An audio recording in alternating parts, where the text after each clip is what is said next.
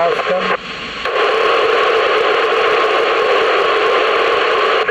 Oscar, V2, V3 Romeo for November. Foxtrot November, V2 Juliet Oscar 5 and 9.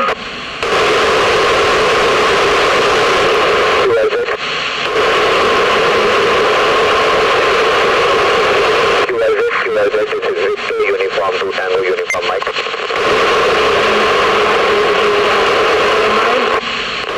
View to JU, view to TUM 59 John. Good evening. Thank you for waiting for that.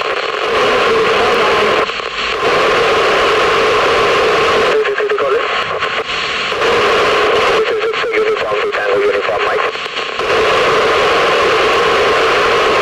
CQISS, this is Victor Uniform 2 Tango Uniform Mike.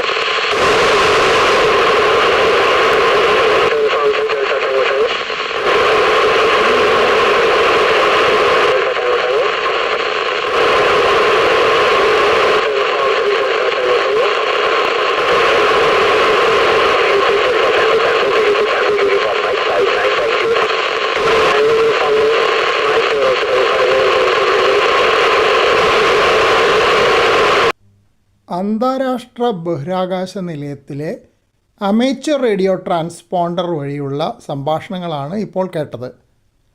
അങ്ങോട്ട് signal അയക്കുന്നത് 145.990 megahertz VHF ഫ്രീക്വൻസിയിലാണ്.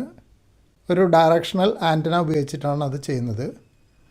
തിരിച്ച് receive ചെയ്യുന്നത് downlink frequency 437.800 മെഗാഹെർട്സിലാണ്. Space station നമ്മുടെ ആകാശത്ത് കൂടെ പോകുമ്പോഴാണ് നമുക്ക് ഈ സംഭാഷണം നടത്താൻ പറ്റുന്നത്. ആ ടൈം കൃത്യമായിട്ട് രേഖപ്പെടുത്തിയിട്ടുള്ള മാപ്പാണ് അവിടെ കാണിച്ചിരിക്കുന്നത്. ഓരോ ഭാഗത്ത് കൂടെ പോകുന്ന സമയം അതിൽ രേഖപ്പെടുത്തിയിട്ടുണ്ട്. അപ്പോൾ ഞാൻ എൻ്റെ ആൻറ്റന വടക്ക് വശത്തേക്ക് പോയിൻ്റ് ചെയ്ത് വെച്ചിരുന്നു. വടക്ക് വശത്തുള്ള സ്റ്റേഷനാണ് കിട്ടാൻ സാധ്യത എന്ന് വിചാരിച്ചിട്ട്. പക്ഷേ എനിക്ക് ആദ്യം കേൾക്കാൻ പറ്റിയത് തിരുവനന്തപുരത്തു നിന്നുള്ള VU3 RFN എന്ന സ്റ്റേഷനാണ്. അത് കഴിഞ്ഞിട്ട് അതിലും കൂടുതൽ വ്യക്തമായിട്ട് വടക്ക് ഗുരുഗ്രാമിൽ നിന്ന് ഏകദേശം 2000 കിലോമീറ്റർ അകലെയുള്ള VU2 TUM കേട്ടു. അത് വടക്കോട്ടാണ് ആൻറ്റന തിരിച്ചു വെച്ചതെന്നുള്ളതുകൊണ്ടാണ് ആ ഭാഗത്തു നിന്നുള്ള സ്റ്റേഷൻ കൂടുതൽ ക്ലിയർ ആയിട്ട് കേട്ടത്. പിന്നെ കുറച്ചുകൂടെ കഴിഞ്ഞപ്പോൾ ഛത്തീസ്ഗഡ് നിന്നുള്ള VU3 DTT എന്ന സ്റ്റേഷനും കേട്ടു. അത് അത്ര ക്ലിയർ അല്ലായിരുന്നു, കാരണം ആൻറ്റന ആ ഭാഗത്തേക്കല്ല. ഈ സ്റ്റേഷനുകളാണ് ഇതിൽ കേട്ടത്. പിന്നെ ഡോപ്ലർ ട്യൂണിങ്ങും ചെയ്യും. അതായത് നമ്മളിപ്പോൾ തീവണ്ടി ഇങ്ങോട്ട് വരുമ്പോൾ ചൂളംവിളിയിലൊരു വ്യത്യാസം വരും, ഇവിടുന്ന് പോകുമ്പോൾ വേറൊരു ചൂളംവിളി വ്യത്യാസം വരും. അതുപോലെ സ്പേസ് സ്റ്റേഷൻ ഇങ്ങോട്ട് വരുമ്പോൾ ഫ്രീക്വൻസി കുറച്ച് കൂടുതലായിട്ട് വരും.